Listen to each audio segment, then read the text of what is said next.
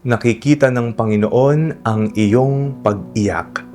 Ako po si Father Fiel Pareha at ito po ang ating segment, ang Daily Devotion, na kung saan tayo po ay magdarasal, magbabasa at magninilay kasama ng salita ng Diyos sa buong taon. Manalangin tayo. Sa ngalan ng Ama, ng Anak at ng Espiritu Santo. Amen. Halina, banal na Espiritu, liwanagan mo ang aming puso at isip nang maunawaan at may sa buhay namin ang iyong salita. Amen. Our Bible passage for today is from the Gospel of St. John chapter 20 verses 1 to 2 and 11 to 18, and I read it for you.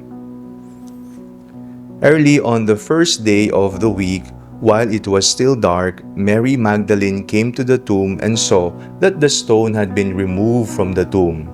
So she ran and went to Simon Peter and the other disciple, the one whom Jesus loved, and said to them, "They have taken the Lord out of the tomb, and we do not know where they have laid him."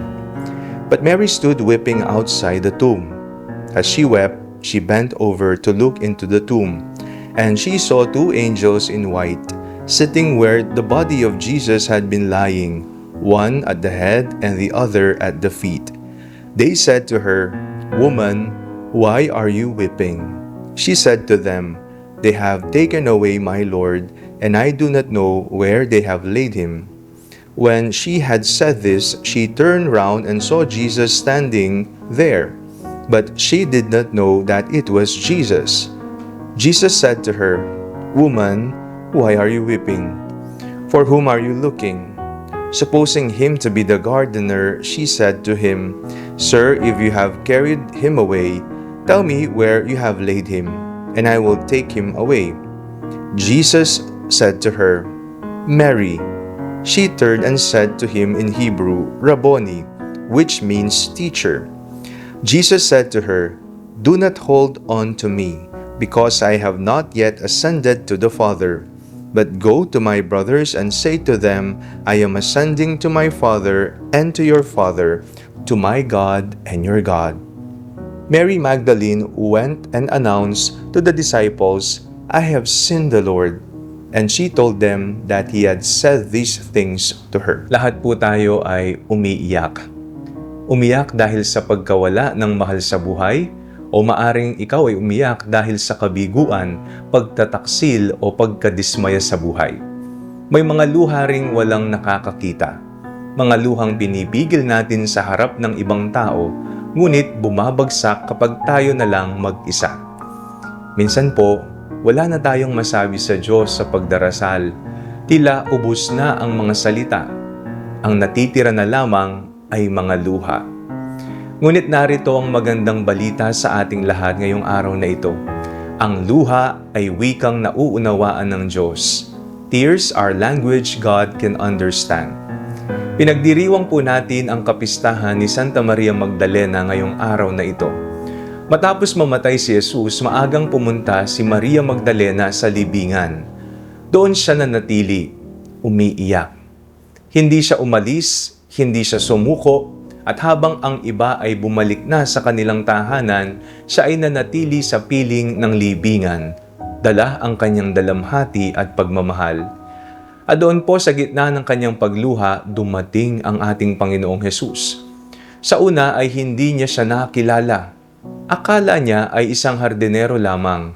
Ngunit nang tawagin siya ni Jesus sa kanyang pangalang Maria, agad niyang nakilala ang Panginoon. Isang salita lamang mula kay Jesus ang nagpalit ng kanyang mga luha ng kagalakan. Hindi itinago ni Maria Magdalena ang kanyang nararamdamang sakit, ni hindi siya natakot umiyak sa harap ng Diyos. At dahil nanatili siya kay Jesus kahit sa gitna ng pagdadalamhati, siya ang unang nakakita sa muling nabuhay ng Panginoon at naging unang tagapagbalita ng kanyang pagkabuhay. Kapag tayo ay nasasaktan, madalas iniisip po nating mahina tayo kapag umiiyak. Ngunit sa mata ng Diyos, ang luha ng isang pusong nagtitiwala ay isang panalangin. Bawat luhang iniaalay natin sa Kanya ay hindi nasasayang. Maaring hindi agad mawala ang ating mga problema sa buhay, ngunit dumarating si Jesus upang samahan tayo. Tawagin tayo sa ating pangalan at ipaalalang hindi tayo nag-iisa. Marahil may mga luha kang dala ngayon na walang ibang nakakaalam. Huwag kang matakot na dalhin ang mga ito sa Panginoon. Ang Diyos na umaliw kay Maria Magdalena ay siya ring Diyos na dumalapit sa bawat pusong sugatan. At sa tamang panahon, ang iyong pagluha ay papalitan niya ng bagong pag-asa. Ang luha ay hindi tanda ng kawalan ng pananampalataya. Kadalasan, ito ang pinakataimtim na panalangin. Kapag wala ka nang masabi sa Diyos, hayaang ang iyong mga luha ang magsalita, sapagkat nauunawaan niya ang bawat patak nito.